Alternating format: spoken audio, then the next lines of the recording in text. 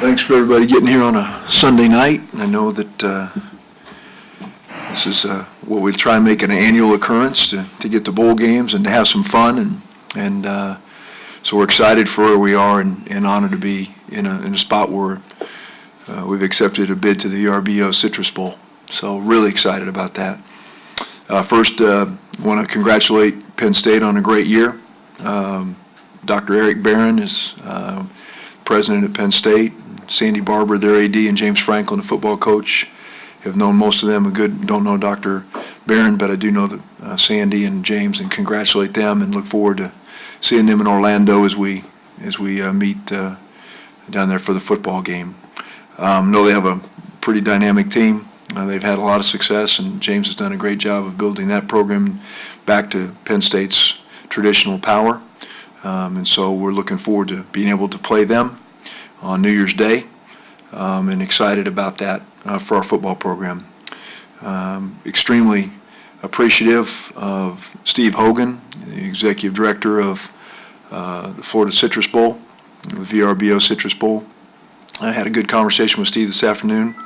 Was thrilled that they offered us the opportunity to come and play. They have a choice, and they chose our team and our fan base. And I think it speaks volumes of both for them to select us. And so Pete Schaefer and Tom Sidema were on the phone as well. They're the president and the chairman of the board of the Florida Citrus Bowl, respectively. And so they were on the phone and extended their congratulations to our team, to Coach Stoops and our players. And I let them know that it was an incredible honor for us to take a step in our program. And this is a step for our program as we try and move this thing forward, and really excited about the chance to showcase our program on a national stage with a team like Penn State. So that was spectacular. I'm really happy for our fan base. We get to go to a destination I think is a lot of fun, and people are excited about that. The tickets have been, the pre-sale for the tickets, pre-order if you will, have gone extremely well. We've got some left. We're working our way through those. Those will be open to the public tomorrow, and they're on our website. We can go through our ticket website and work through our ticket office. And certainly we want to paint Orlando blue and Kentucky blue. Make sure we clarify that. And that we get it to the right spot where our fans are in the stadium and cheering on the Wildcats. So we're looking forward to that. It's a great time. And I'm happy for these guys sitting over here. You'll have a chance to visit them, and you probably want to visit with them more than you want to visit with me. But I'm happy for them. They have worked extremely hard to be 9-3, and to be 14th in the CFP rankings, to have an opportunity to have a 5-3 record in SEC play, to do the things on the field that they've done, to set new standards and do new things that we haven't done in an awfully long time at Kentucky, is exciting. To have a chance to go down and get our 10th win, incredible opportunity for us to do that on a national stage, and so looking forward to that. And then the last for me is I've been in this league a long time, and to represent the Southeastern Conference against an opponent like Penn State in Orlando is a big deal. And so I think that we're looking forward to that, and we look forward to representing the SEC. So let me stop. Anything I need to miss in that? Let me stop, and if you have questions, I'd be glad to answer those. And if not, we'll get the guys up here and let you visit with them. So questions? Why do you think they chose Kentucky? I think for a variety of reasons. One, we're deserving. Our program is very deserving. We've been ranked. I'm not sure when we broke into the rankings. I want to say it was into September, somewhere in that range, and we've been there ever since.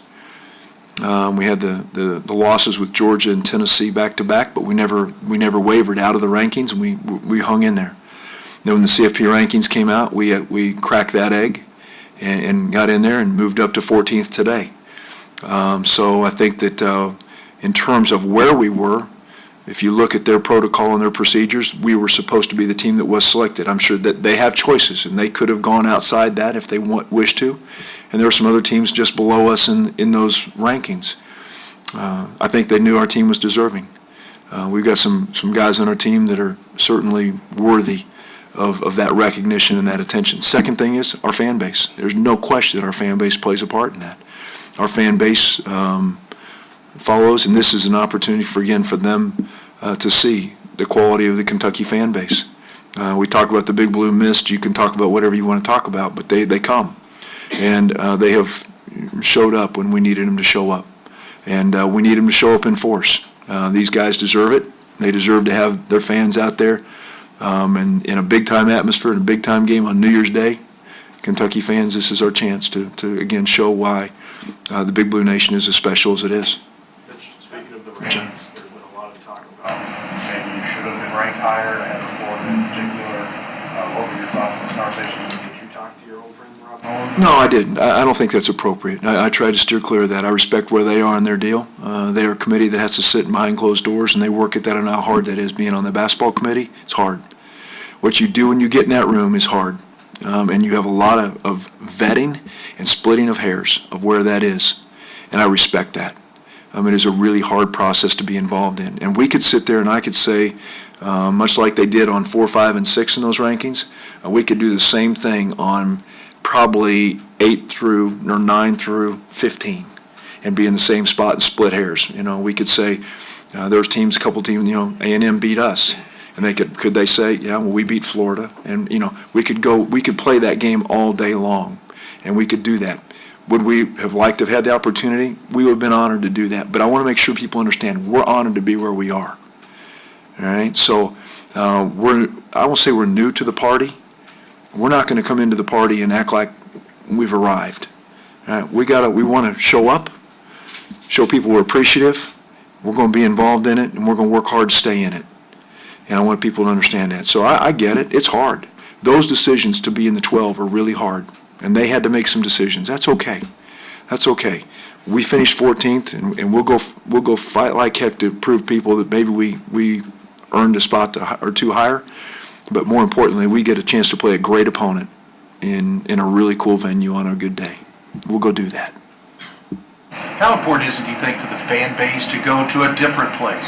Nothing against past cities or past bowl games, but to go to someplace brand new for them. Well, I think it is. It's unique to get to go to Orlando and over the Christmas break, and to have a chance to spend some time in a city that is we haven't been to in terms of football, in a venue that we've never played in before. So yeah, really special. And I think that clearly there's a lot to do there, and I think people will find something to do. I presume they can figure that out, So I think they can have a lot of fun, and I think a lot of families will dial that in pretty clearly and be a part of that. I hope they will. We need everybody there. We need the Big Blue Nation there, and so I'm asking them to come down and support these guys, and let's give it our best go and go play a great football game on that day and have a lot of fun together as a community, as a Commonwealth. Are you at liberty to say who else was in the running besides Kentucky for the Citrus Bowl? I didn't ask, and I didn't care. Once they said that we were the ones they chose, I'm good. Let's move on. And be thankful and move on. So we're glad that they picked Kentucky. And I don't think that it was. I would like to think it wasn't that close. I don't know that it was or it wasn't. But that's their choice. They had a choice.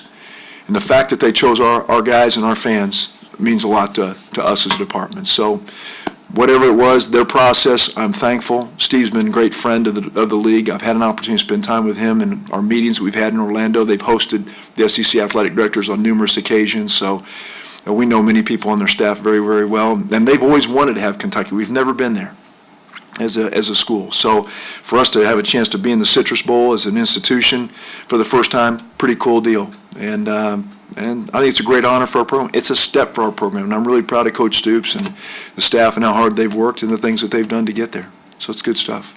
Have they told you that they'd always wanted to have you? Well, I think that absolutely. I think anybody knows our fan base would like to have some. I think there's only a couple of schools in our league that haven't been to that game, and we were one of them. And so they started looking around, and sometimes in different bowls they put the helmets of the teams that have been there, right? Well, ours was noticeably missing. And so now they've got a brand new Kentucky helmet down there, and we'll put that thing up there, and we can say we've been there. Now we just got to go in there and find a way to win a ball game. But you got the 9 wins, you flirted with the slot in the championship game, New Year's Day Bowl. When you hired Mark Stoops, How confident were you that a day like this was possible? Yeah, I don't think you're ever confident when you go, you hope. And that's the thing, you don't want to lose hope. And for our fan base for a long time, they've been hoping. And we're not there yet. Our goal is still to get to Atlanta, to play in that championship game in Atlanta. That's still the goal. So that's goal number one. And then goal number two is obviously to play in the CFP and get to that next spot. But you have to take steps to get there. And what Mark has done systematically is he has taken steps to get there. And so my hope was we would build a defense over time that would allow us to not be so reliant and so leaning on our offense all the time to do that. In this league, you must be able to stop somebody. And you must, in the fourth quarter, you got to be able to stop them on a 3rd and short and get the ball back for your offense. We all know those scenarios. We've seen them play out time and time again. And Mark has built a team on both sides of the ball that has been able to, sometimes when the offense has struggled, the defense has picked up the task. Sometimes when the defense has struggled, the offense has picked up the lead. So Mark has done a job of building on both sides of the ball. And I think these kind of opportunities, when you get the chance to go to a bowl of this type, gives you the chance to continue to build on that success and puts you on a different stage. Really important for us as we use this in terms of recruiting and we use this in terms of building the heartbeat of our fans. Good. Other question? Great. I'll let these guys visit with you. So I don't know who's going first here. So how you doing, Nate?